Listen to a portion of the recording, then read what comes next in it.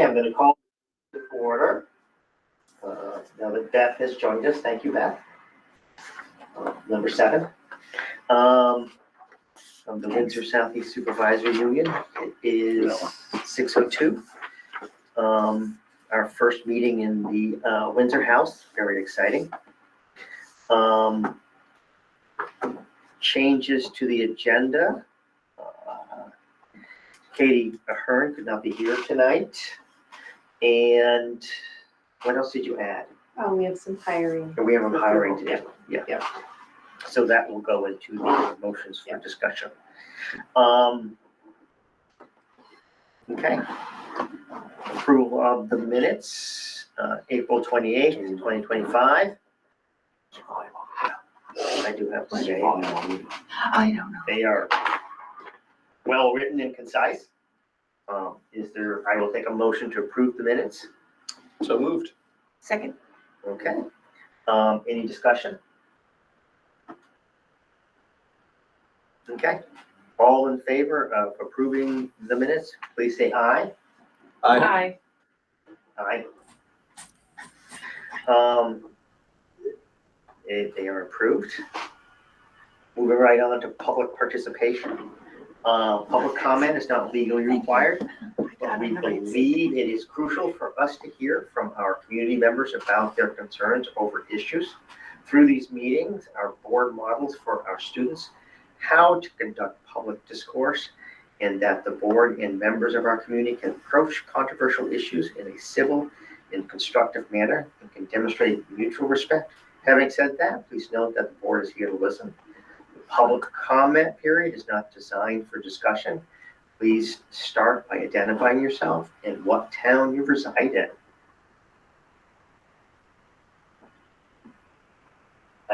So the floor is open for public comment or participation.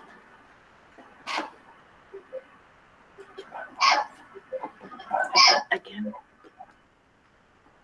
Why does it go up on its own? My first comment is Nancy has joined us digitally really quite well this time. Congratulations. Larry was sitting next to me. He said, turn it down again. Any announcements from the board? Oh, let's see. What had that? The prom. Yeah.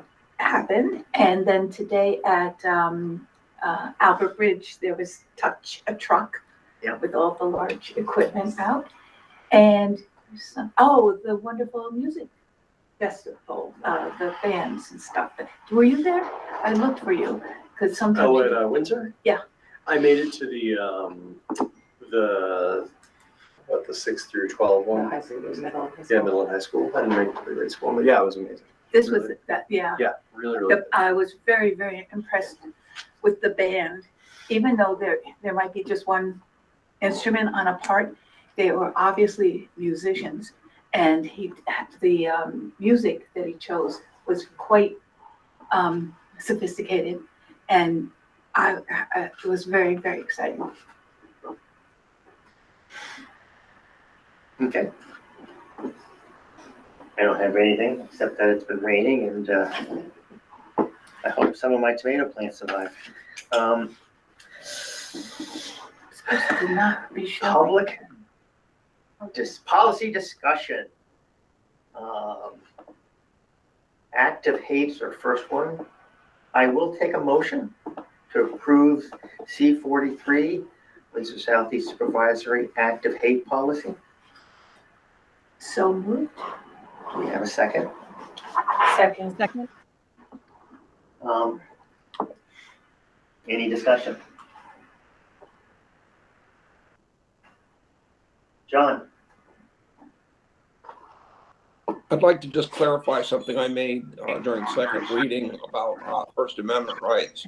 I'm going to give an extreme example that I had in mind. If the district or the SU employed a person that was part of a hate group, but did not bring that agenda into our environment, then, but it still could trigger complaint from parents.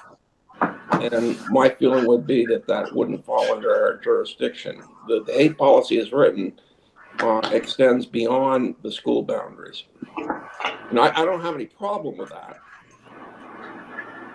Well, yeah, I think I believe the procedure would clarify that, but if a member of staff has some belief that doesn't impact the educational environment in the process of the school, this policy would not be applicable.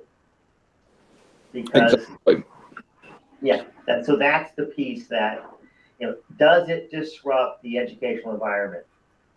So even if a student has a particular opinion that they expound on, and that opinion doesn't disrupt the educational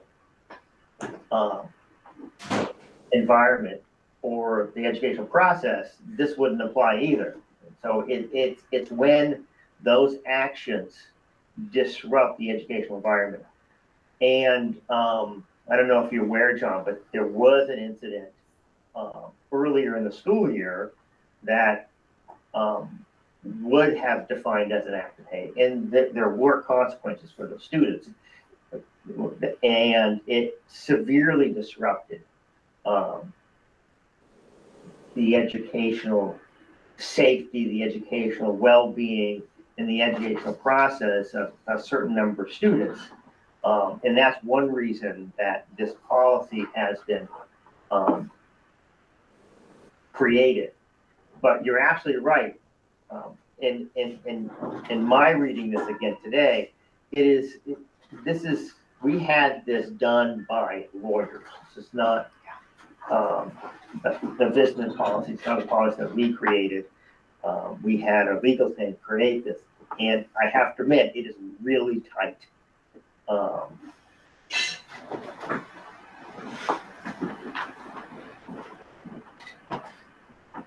Any other? Fine. I just wanted to clarify because I know there was a post from a person that was watching the meeting last time, and I just wanted, if they're watching today, I just wanted to make sure they understood. And I think you explained it perfectly. Yeah. And so, yeah, we've had issues with, we've had issues with this, and I'm hoping this policy will give administrators the direction needed to better deal with these situations, and also to give us clarity of when the school can and can't intervene. Is there any other discussion? Thank you, John.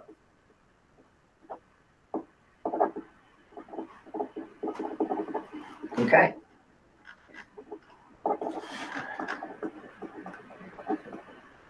We're going to take what is it called when you ask people to vote? It is a straw poll. Roll call. Roll call. Okay. Heather here? No. Nicole here? Yeah. Yeah. She's in person. Oh, my goodness, I'm right in front of you. Nicole, how do you vote? Step right in. Like a ninja. Beth? Aye. Anne Marie? No. Okay. John? Aye. Sarah? Aye. Davis? Aye. Nancy? Aye. Elizabeth? I'm sorry, Bill, but what are we voting on? Oh, the policy, act of hate, C-43, Why are we voting on this now? because this is the third reading. I know, but we're not going to do the rest of the meeting first? Aye, This is policy discussion comes after public participation. Okay, sorry. That's Aye. okay.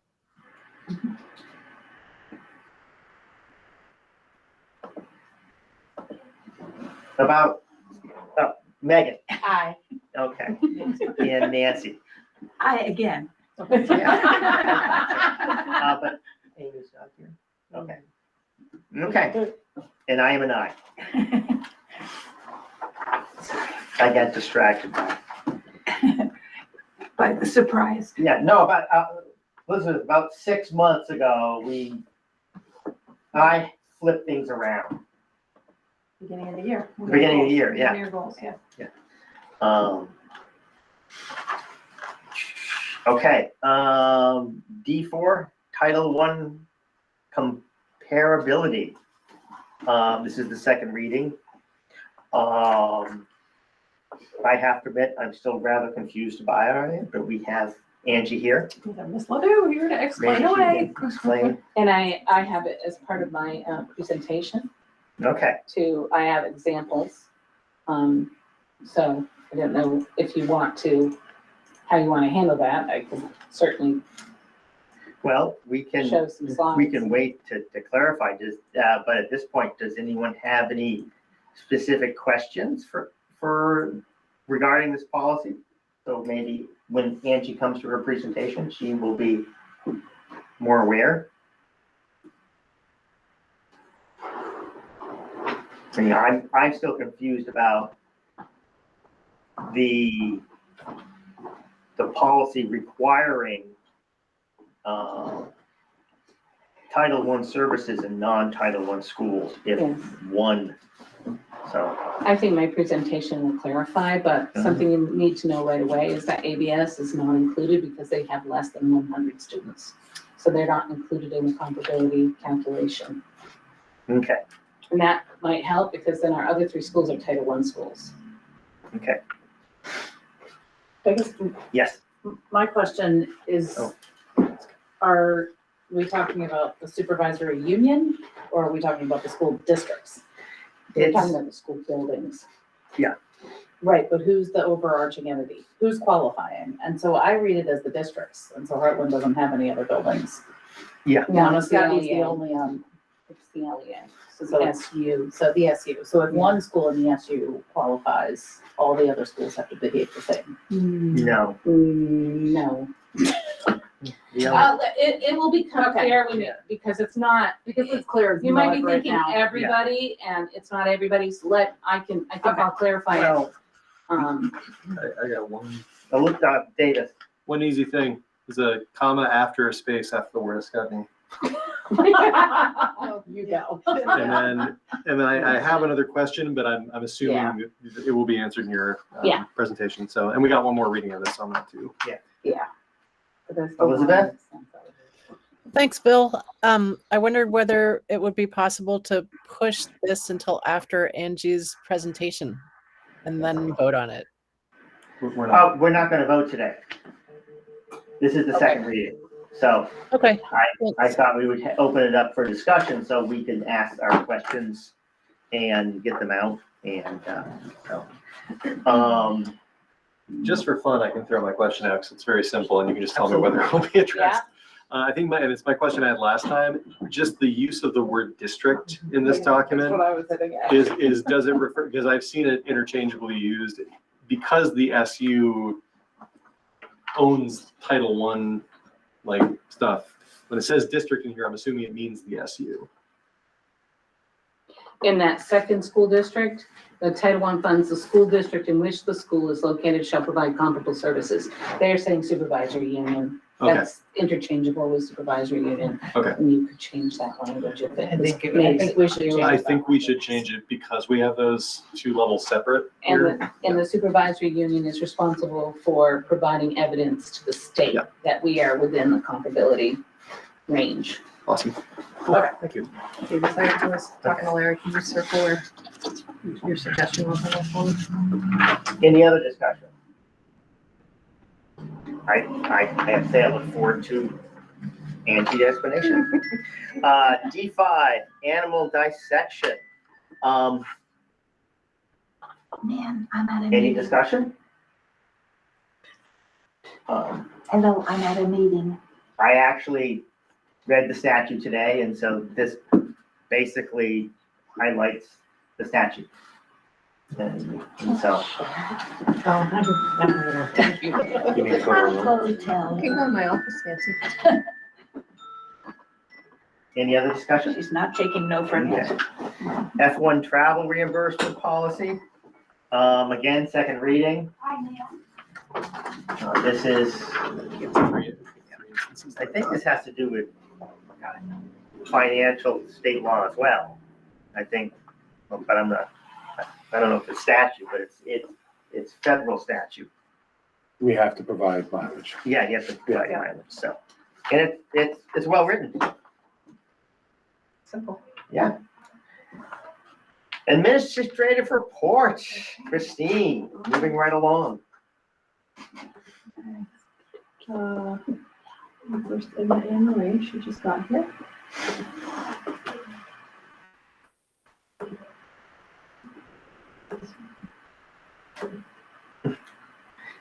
Completely, you were invisible to me. She snuck in behind you. so Yeah. I couldn't see her.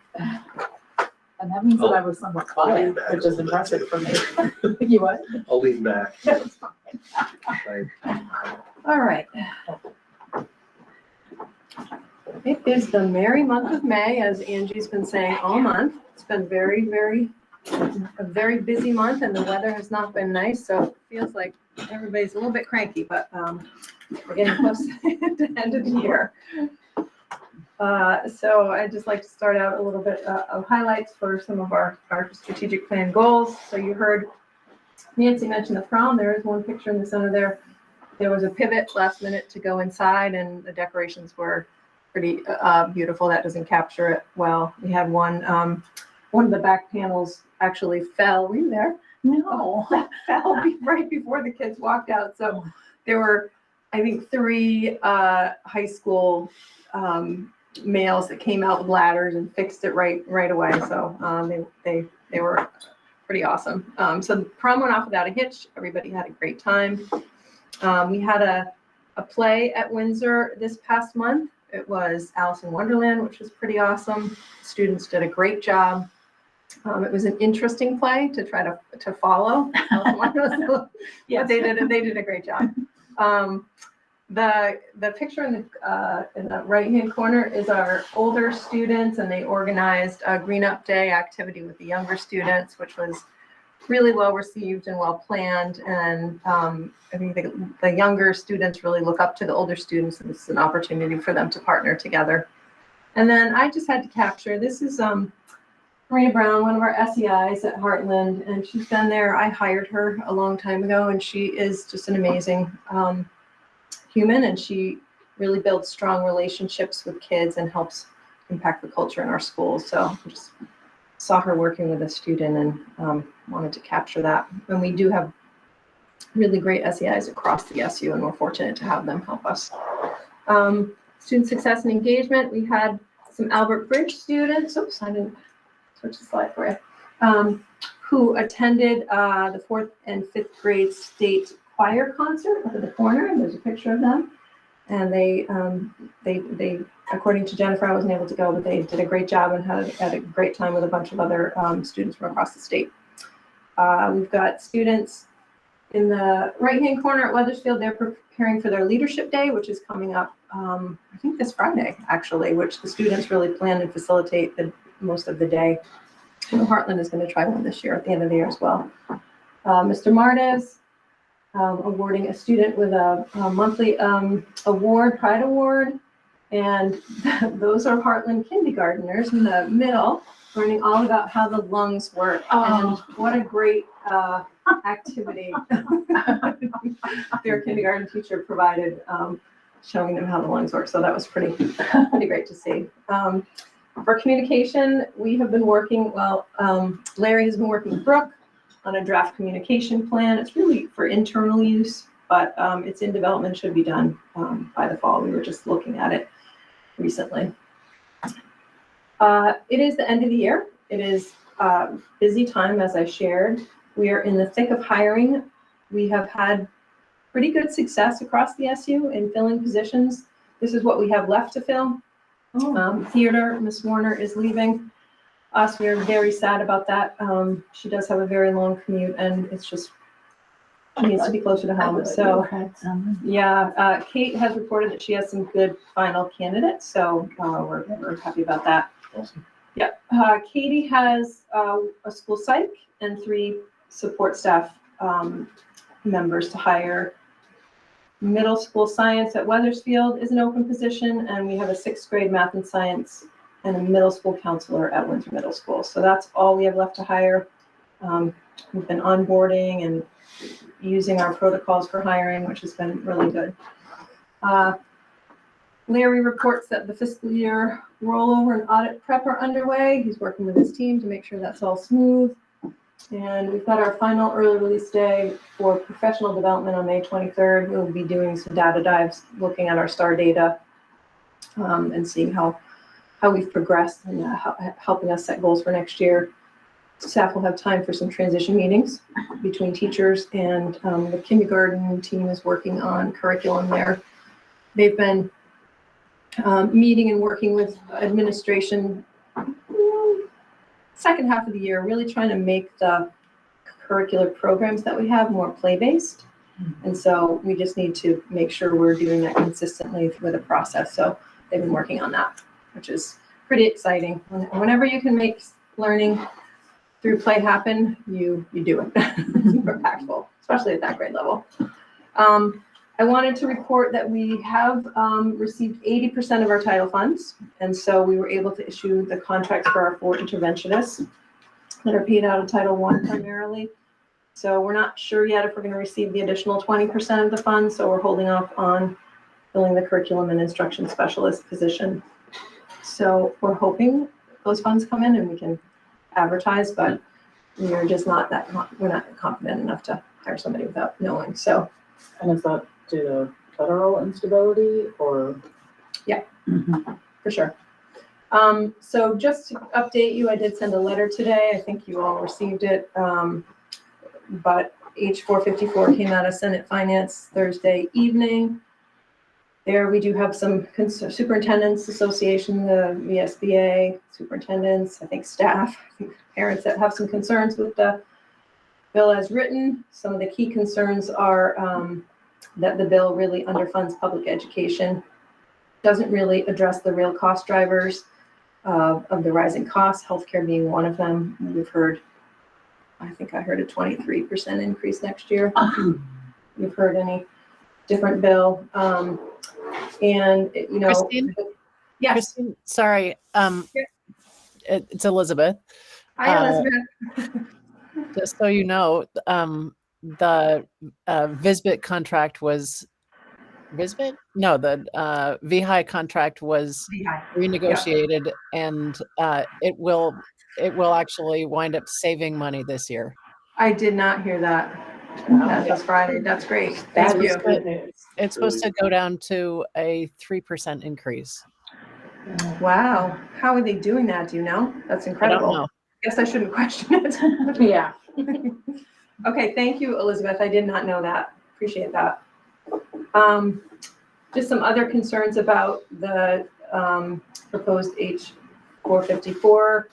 There are deep cuts to education, and the bill looks, it locks future spending to this year's level and applies a limited inflation index that does not account for, well, I guess healthcare is off the table, but other core costs.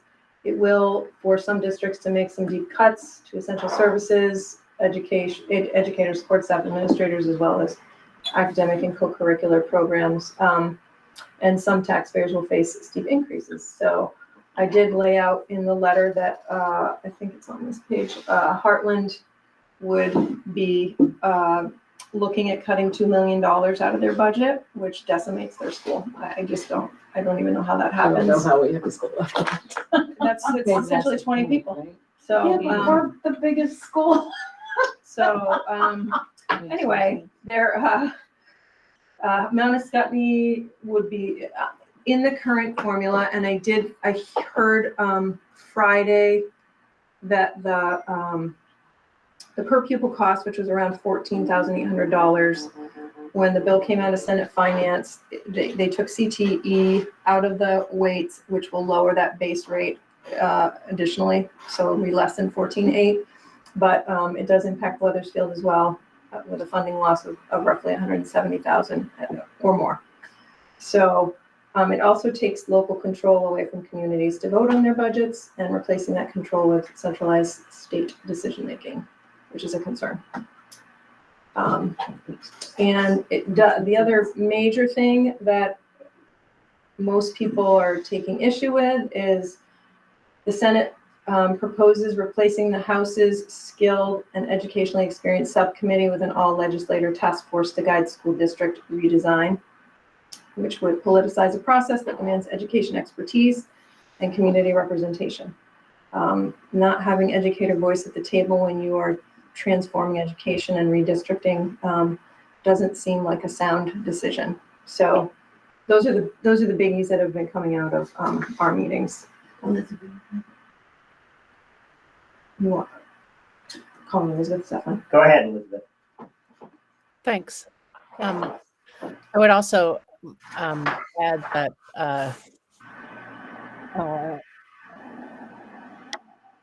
the Senate version of the bill speeds the timeline up to, which is really shoddy. Yeah. Speeds the timeline up to implementing everything next year, not next school year, but next calendar year. Yeah. Which is a lot to undertake, especially when I watched the Senate Finance Committee's vote on the bill, and not one of them was confident, or there was one person who was confident in the bill, and that was Scott Beck, and that's because he was sort of the mastermind behind the finance part of it, but nobody else was confident in it. They all held their nose, and two people on the committee felt that the version being voted out by the Senate would lay the legislature bare for lawsuits having to do with the big decision. Yeah. Is Beck one of the legislators who is from an independent school background? Yes, Elizabeth? he's from Yeah. St. Johnsbury. Okay. So there's that as well.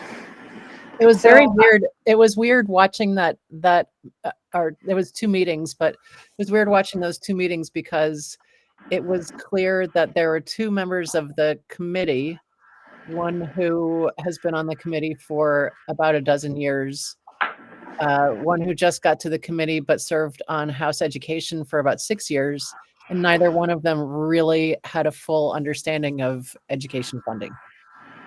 Interesting. So what I've heard, and Elizabeth, maybe you know because you're closer to it. I thought Chelsea said there'd be a third vote in the Senate, and then if it passes that vote, it is likely to go to conference committee. Is that accurate? Yeah, it goes to the Senate floor on Wednesday.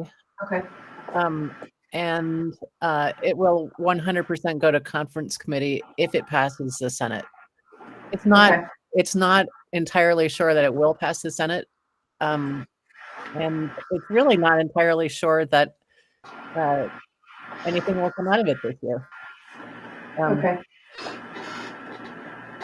Well, if you hear anything, let us know. Well, I will just say that when it goes to conference committee, which would be on Thursday, that is the time to write as many letters as possible to the legislators who will be on the conference committee, 3 from the House, 3 from the Senate. And because all of the people who would be on that conference committee are really susceptible to public input. Will you know who those people are on Wednesday? It'll be the chairs from the education and money committees. So probably the chairs of House and Senate Education, the chair of House Ways and Means, the chair of House Appropriations. Okay. And then likewise, the same on the Senate. Okay. All right, thank you. Is it better to write letters before it even goes to, like, because this proposal is there's Shoddy. these are two opportunities. One is Now. definitely now Okay, before that's what Wednesday. okay. And then And the then second again. one, which is equally as important, is Yeah.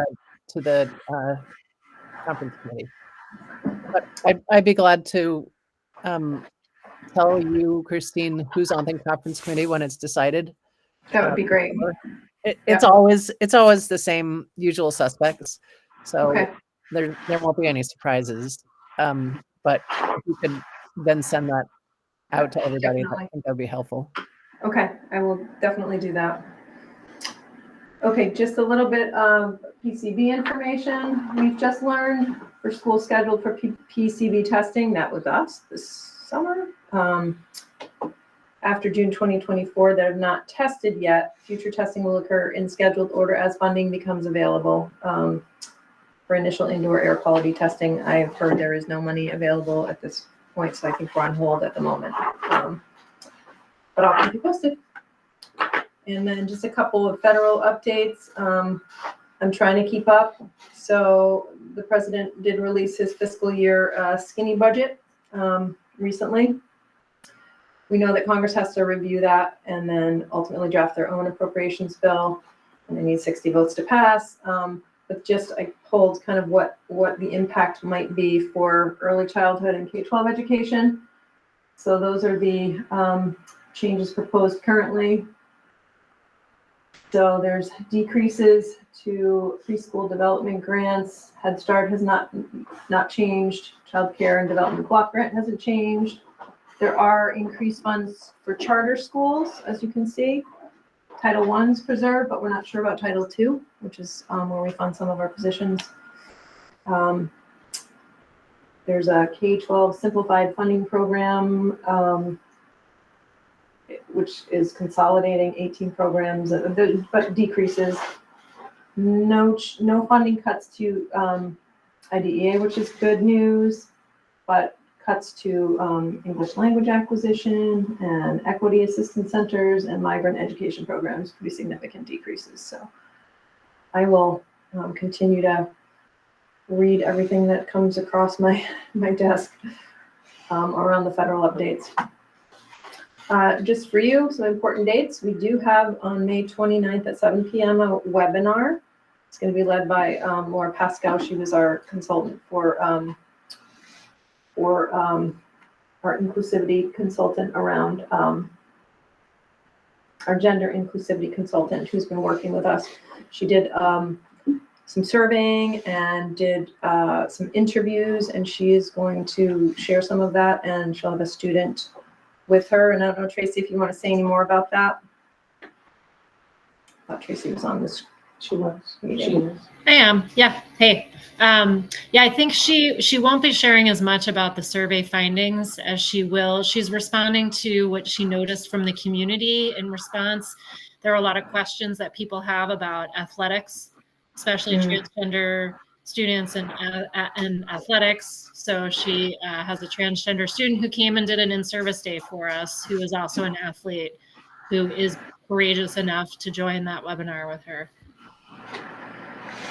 Excellent. So that went out in my newsletter, but we should probably, advertise it widely for next week. 21st of May, there's a high school fine art showcase at 6 p.m., which you're all invited to. And senior night is June 4th in the gymnasium. And then I've listed all the graduations as well. So those are things that are coming up, and there's a lot more going on at the schools, but a lot of it field trips and field days and those types of things. But and that concludes, and we'll stop sharing and turn over to Angie, who has the second part of the admin report tonight. Angie, you can share your screen, right? Yeah. Just working on it. Working on it.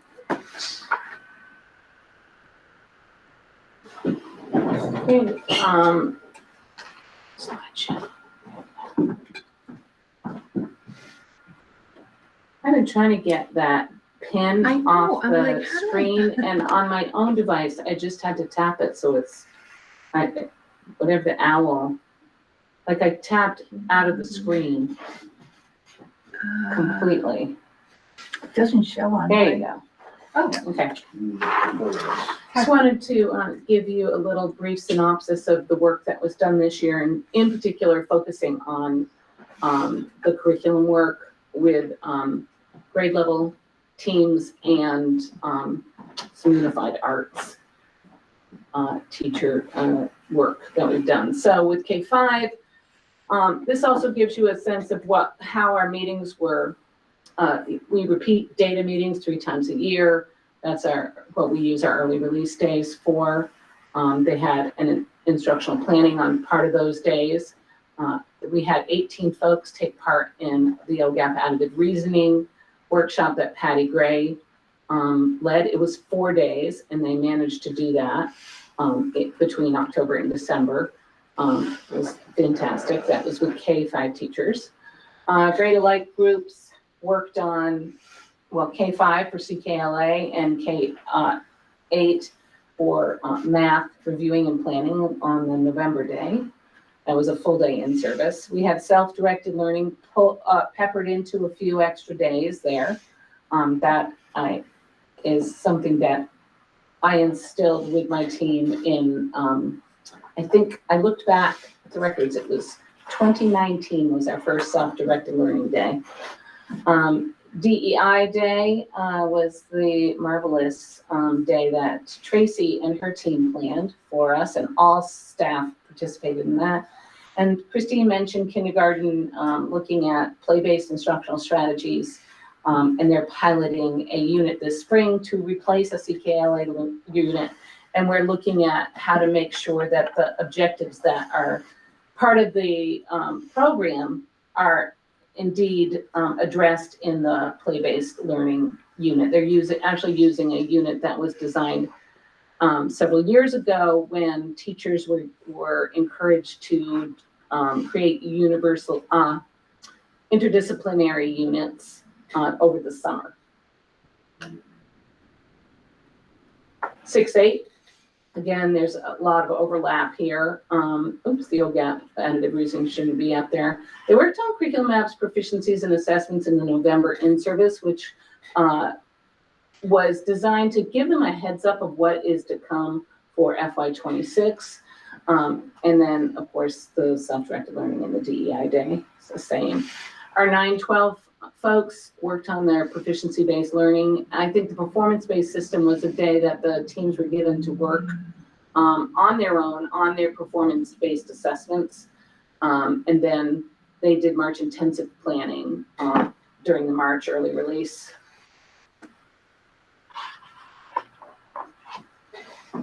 That wasn't supposed to be 6-8. Did I go backward? So I had an extra slide in there.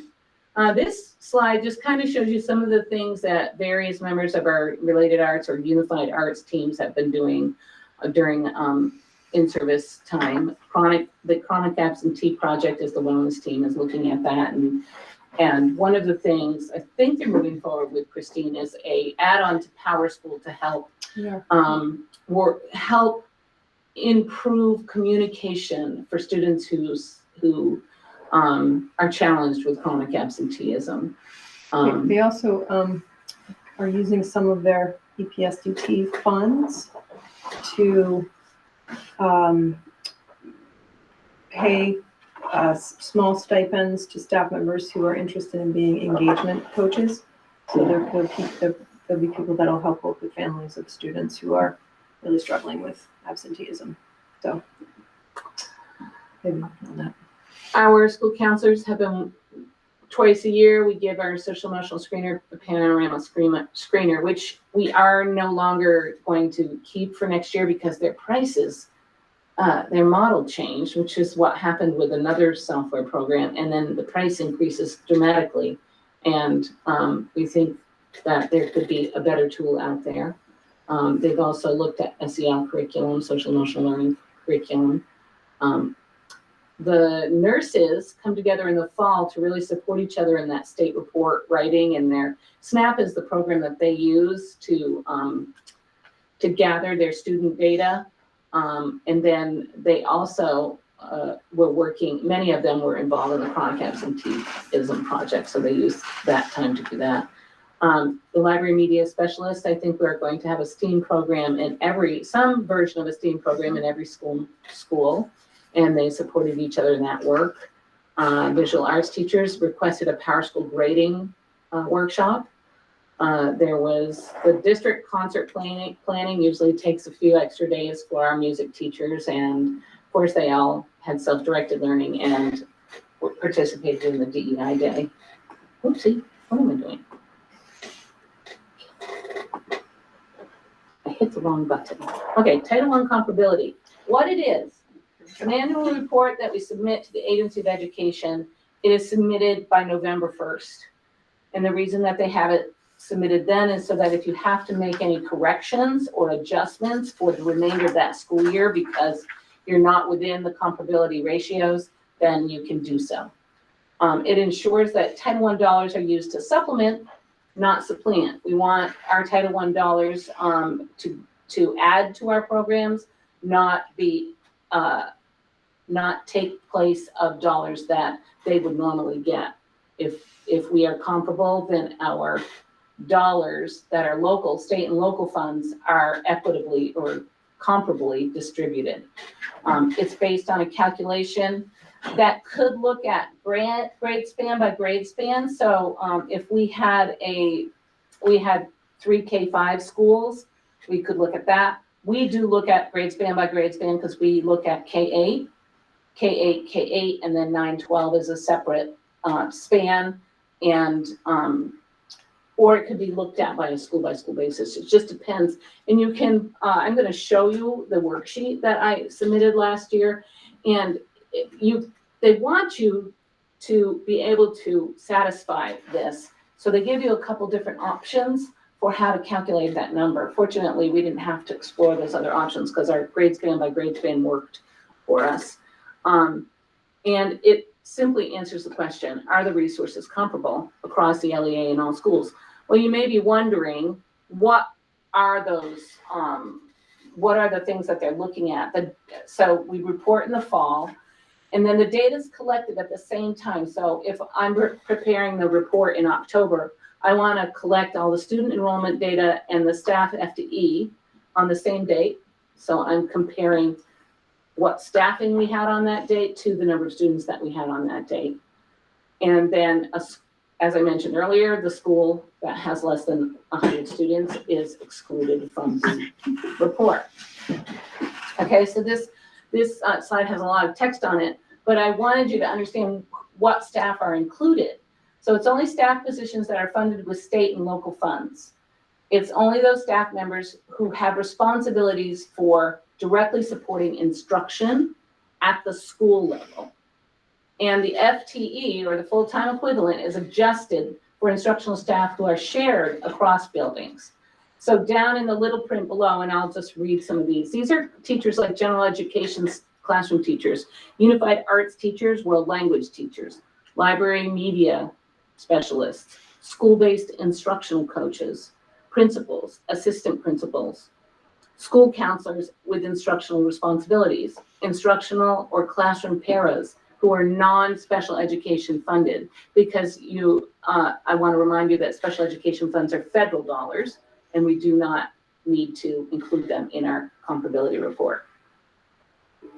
Our instructional coaches are also Title I funded, so they would not be included in as the staffing, the instructional staff for this report.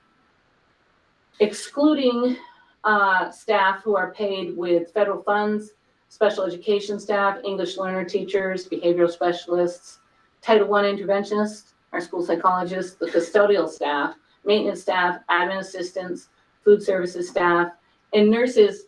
Some of our nurses may or may not have instructional responsibilities. So if they had a portion of their job that was instructional responsibility, probably, like some do health, do instruction for the health standards. So we would probably have to include that. So let me summarize this really quick from what I'm hearing. Really, this policy is to make sure that non-Title I funds are equivalent. Yeah. Okay. basically, Because essentially, yes, that for policy- instruction, for For supporting instruction, right. instruction. But the issue I have is that policy doesn't make it clear. Okay, Because when you read the policy, it reads as if they're talking about Title I funds are equivalent between buildings. That's what it reads as. so you, And so this makes sense. okay, The policy doesn't make sense. good. So I'm glad it's providing some clarity. Yes, thank you. So the calculation is done, and I'll demonstrate how for the sheet works in a second. You enter the school data on the same date. You take those numbers from the same date. I get the data from Tina Canfield, our HR person. The table automatically pulls information from one tab to the tab that does the comparability ratio. And again, ABS is exempt because they have fewer than 100 students. So the two bullets represent the two different ways that we could look at it. And then there are some other things you can do too.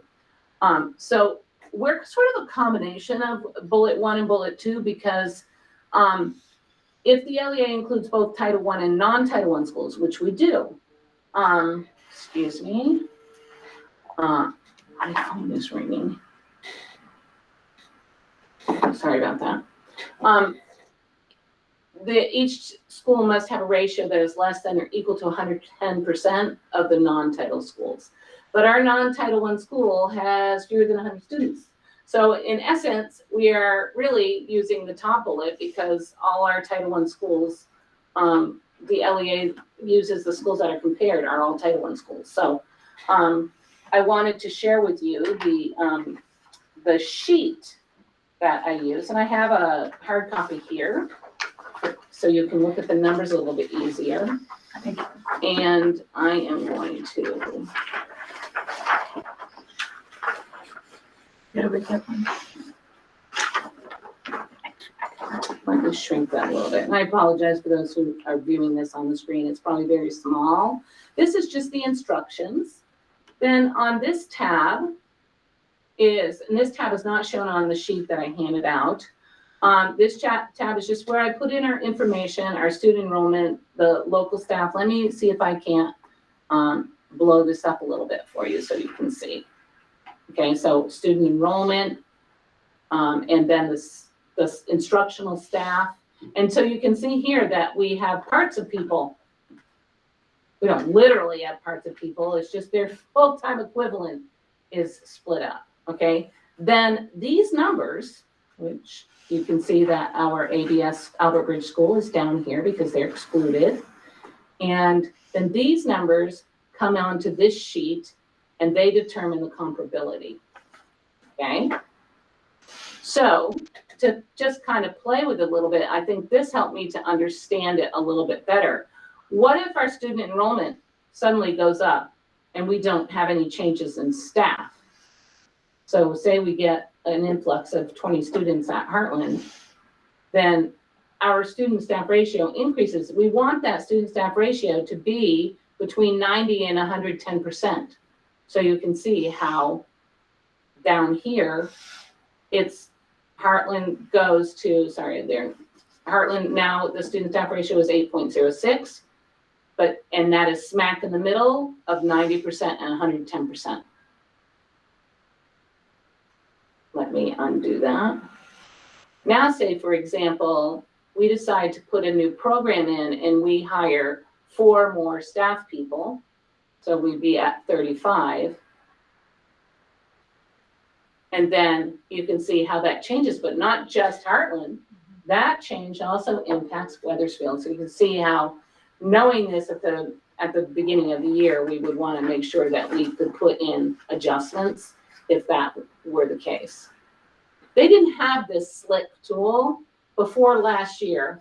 So I don't really know how accurate our comparability report was before last year. We did the best we could, but this is the tool we use. Does anybody have any questions about how that works? No? Okay. Okay. Makes sense now. Yeah, it makes sense now. I think policy needs a sentence. Policy doesn't make sense. Policy This makes doesn't, sense. Need a big set policy. Yeah. Okay. Well, I think that clarifying in the policy what funding has to be comparable, Mhm. okay? And it should only take a sentence or two. And it, you might also want to say, clarify that it's It's, instructional staff. Yeah. Who are only funded with state and local funds. Right. And that helps us not to panic. and Right. even to clarify that it doesn't include special ed staff. Yeah, yes, I'm just trying to get a sentence. So you want to clarify which staff are involved in the report? yes, no, in the policy, Okay. Yeah. Staff. and in the report, so that's kind of right there. So Angie, you and I can work on that? Yeah. Okay. I'll put it on our list.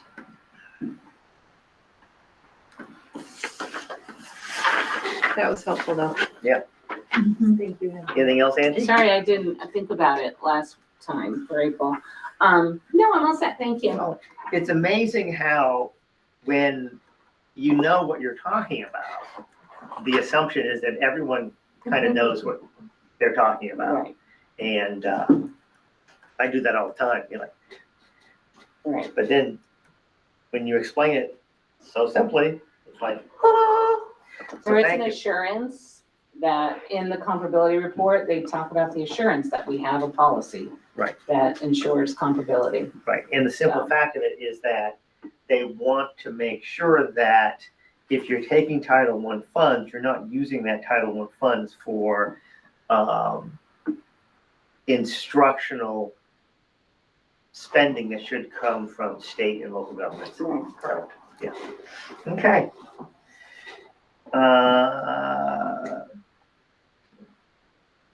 Algebra 1 for 8th grade students. How about Did we animal dissection? We went over those. Angie just talked about that one in the report. Yeah, but, Katie is not okay, available today. okay. I'm not 100% sure this needs a motion I think or, it does, okay, according to because it was Angie. something that we voted on SU-wide. I don't remember if we voted on it SU-wide, but it was definitely an SU program. So A decision was made by the board. a decision was Right. made to support it. And then the member districts also had to support, I Right. think that first year that, like the member districts helped pay transportation. Do you remember if transportation They ever still fell do. to the schools? They still do. Or if it was a shared expense, or maybe It's at SU the paid it SU. that first year? Transportation's at the SU. It gets billed back in the. Yeah. Well, let's So- open it up for discussion and maybe that'll give me a clearer idea of what the motion should be. Yeah, what is, like, what are What's we, the question? what's the Well, question? What? I mean, I know we've question- talked about it in our districts, Yeah. but what would we potentially even be voting on right now? To just continue, the funding for transportation and the funding SU-wide for a joint algebra, Algebra 8 program. right, for, algebra program. yeah. It's not that we're changing anything, we're just saying, oh, we're not gonna do this anymore. And At that, the is that end, the it's high, changing that's at the high school? It is at the high Yeah. school, and there And we've are, been doing that for a couple of years. 5 years, I think. 5 years, yeah. There are schools, high schools that issue a high school credit. If the class is taken at Windsor High School, it has to be taught by a high school teacher in a accredited high school. Some high schools don't, it just depends. But the benefit being the kids go into high school already having that algebra credit, which allows them to take additional higher math classes in their high school career. I think it was presented at the last Weathersfield board meeting. So some of the concerns that have arisen from the program. The students are bused to Windsor in the morning or they're dropped off. And we've worked really hard to coordinate our schedules across the SU. So math is the first period of the day for our 8th graders. So the students that are at Windsor are missing 8th grade math. And there are some concerns that when you miss 8th grade math, you're missing some core math components that are important that you don't cover in algebra. So that has been brought up.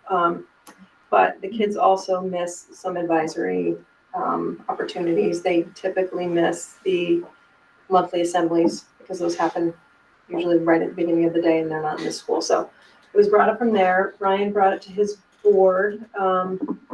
They were in support of offering algebra to students who would like it during an elective time using VTBLC, which is an online math program, pretty much self-directed. There's some support, but it's pretty self-directed. Heartland, it was brought up at the last meeting. Heather Venata was there. She's a high school math teacher at Woodstock. Oh, she's here. Oh, good, Heather, I didn't see you.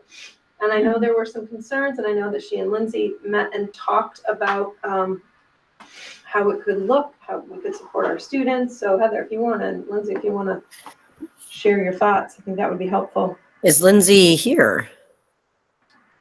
Or is it just me? It's the Heather Show. It's the Heather Show. Okay. Hi, everyone. So Lindsay and I and Michael Schaefer had a very long conversation about what this could look like. And it really comes down to a few things. We talked about sort of the need for if, 8th grade students need an algebra class. And also we had the conversation about like scheduling. And so it seems like in Heartland, what would make this really difficult is the scheduling of kids. And what I mean, like it seems like it's really hard to have kids take algebra at Heartland due to scheduling. Because staffing, like it seems like that seems to be the hard part. And so what we came up with as a potential plan is that if Windsor did stick with the Algebra 1, then students could do Algebra 1 at Windsor, but then during their 30 minutes of, I don't know what they call it, like their choice time or electives, I guess, could take online grade 8 mathematics so that they weren't missing out on that piece, because there's a lot of content in 8th grade math that you miss out on if your Algebra 1 class is not a combination grade 8 algebra. And so, like, I know at Woodstock, kids who take grade 8 algebra, they're doing both at the same time. And it's a lot, but they are being taught both standards at the same time. So while I would love to just have Heartland have their own sort of algebra, like grade 8 algebra class, it seems like at this moment, at least for next year, I don't know if we can do it, because between staffing and scheduling, it seems a little impossible.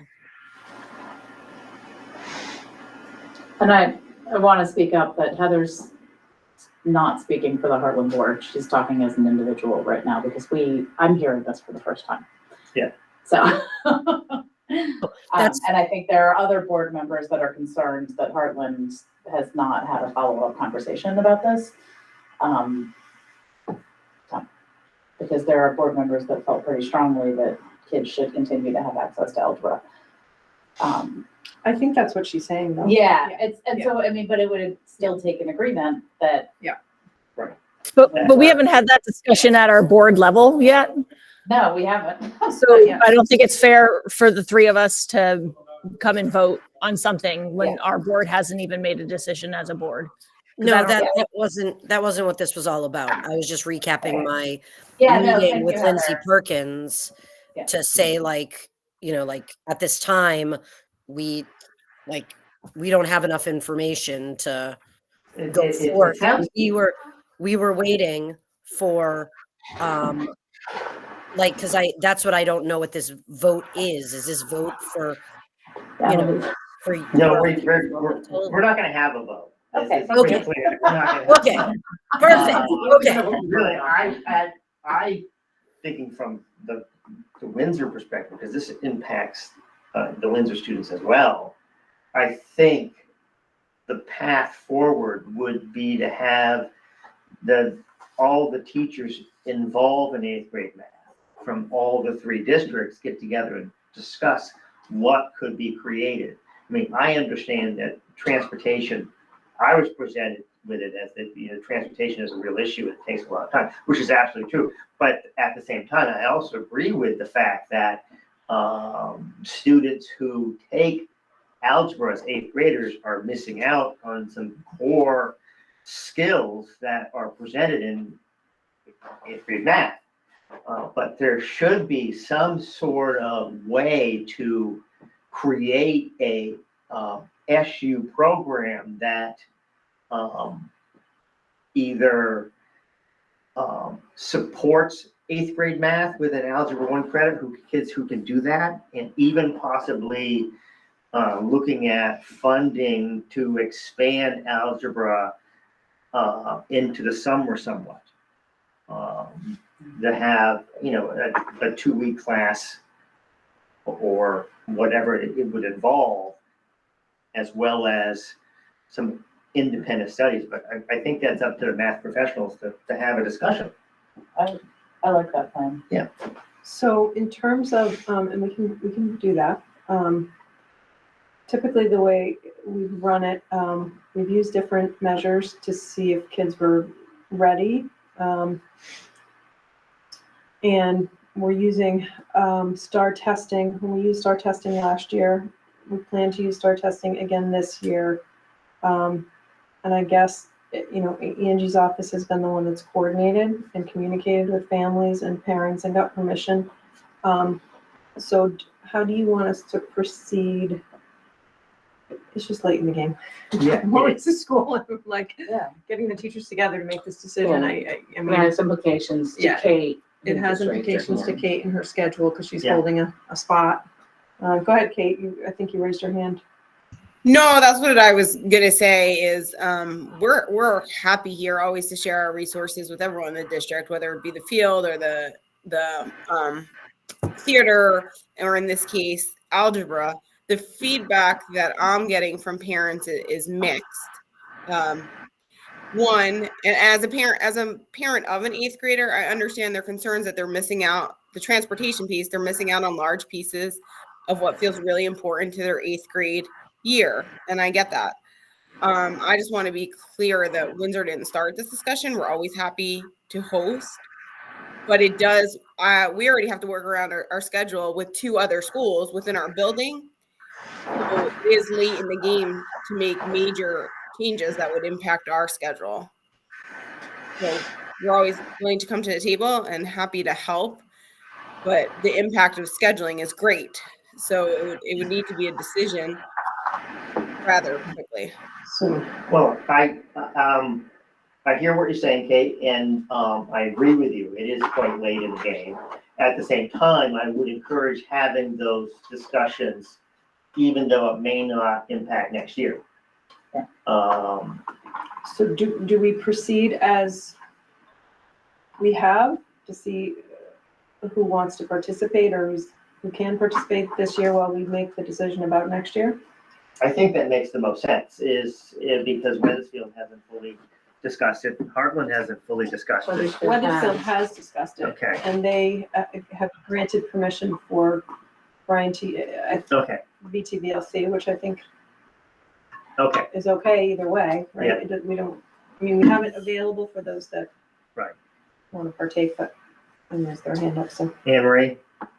Yeah, I just wanted to say that yes, we had fully discussed it at Wethersfield, and we feel like we've come up with a really good solution where our 8th graders will have the opportunity to have both 8th grade math and algebra 1. And it's okay if they do that and we still offer Yeah. the program to Heartland students at this point? I think that's up to Heartland. Yeah, I mean, until we discuss it further. Yeah, and I mean, I'll note just for the people in the room, this is our micro class that's coming through. We only have 15 kids in the entire class, maybe 16. Yeah. And so the number of kids that we're going to be sending to algebra is going to be equally tiny. Lindsay thinks 4 or 5. Yeah, so it may, like, to speak to Kate, it may make sense to just fold them in with another class that's already happening, especially if we're not going to be sharing a class with others. Yeah, that's good to know, because what had happened is that it grew so big that we had to provide 2 separate sections, which kind of defeated the purpose of meeting each other, because the Windsor kids stayed with Windsor and the Heartland and Weathersfield went together. So that is good to know. 4 or 5 is easy to fold into a mix. Yeah. Okay. Thank you. And then in the interim, we'll get the math teachers together and come up with a plan. I mean, it really makes sense to kind of look at this globally. Yeah. And that takes time. You can't, it's May. I mean, there's been, over the years, there's been mixed information coming out about whether or not high schools are honoring the high school credit. And David Baker was adamant that if a student had a high school transcript that shows that they had passed that class, that it should count as one of their math. It'd be like any other student transferring into high school, and it would count as a math credit. And we've heard mixed feedback that is not happening in all the schools of our receiving students. So I would encourage the committee that's working on this to really get some straight answers on that. Lindsay did that for the Heartland meeting. So Hartford gives them a high school credit. Hanover does not, Woodstock does not. They give them. They put them in the They put advanced them in the class. next class, They don't give them but they don't give them the high school credit. So they still have to do 4 credits, so it's a high And school. Windsor does. Windsor and Heartland, Hartford do.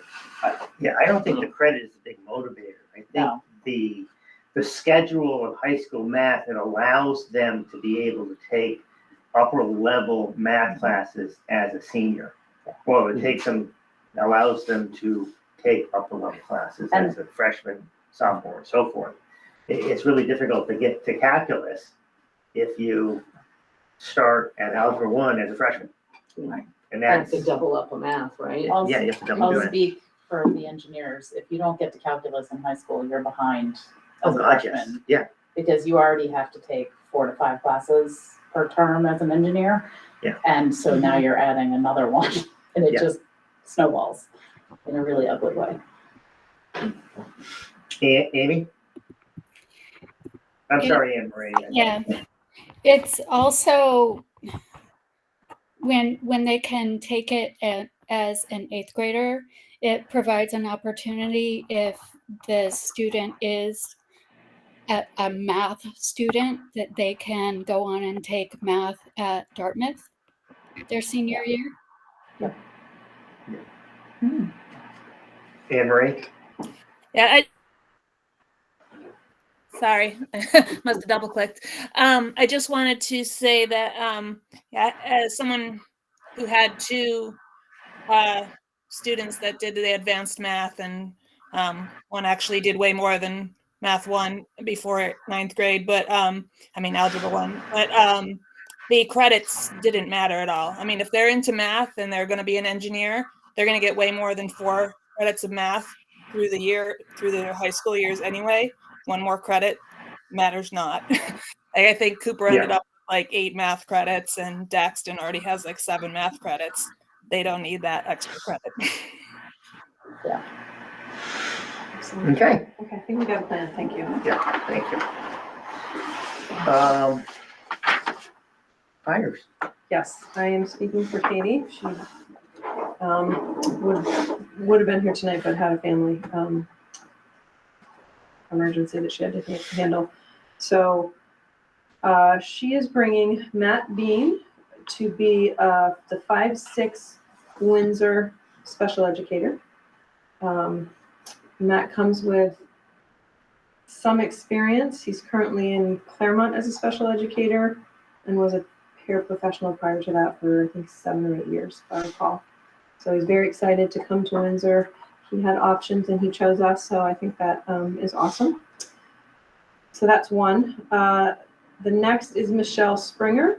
She is going to work in the ACE program. So we are very, very, very thrilled to have a second full-time teacher in the ACE program. That has been something we've been trying to fill for the past at least 3 and maybe 4 years. So we do have an amazing teacher that's been developing and running the program. That's Amanda Clark. She had part-time help this year, but the person that's helping her, Frank, he retired but came in to help us develop the community outreach part of the program. But he is actually really retiring and he's hiking the Long Trail. So we were able to hire or bring Michelle Springer to you tonight for approval. She will be full-time, which is what the program needs, so classroom needs. So excited about that. And then the third person is Emily Shangle. She is going to be an OT for us. And she is moving here, I think from outside of Philadelphia.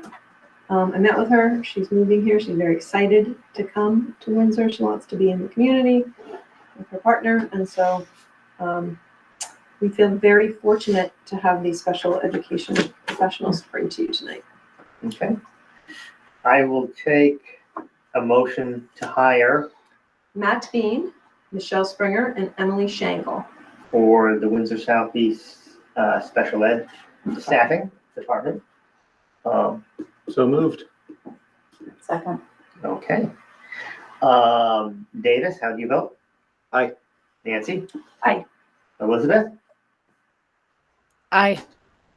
Amy? Aye. Megan? Aye. Heather? Aye. All right. Nicole? Aye. Beth? Aye. Anne Marie? Aye. John? Aye. Sarah? Aye. And I'm an aye.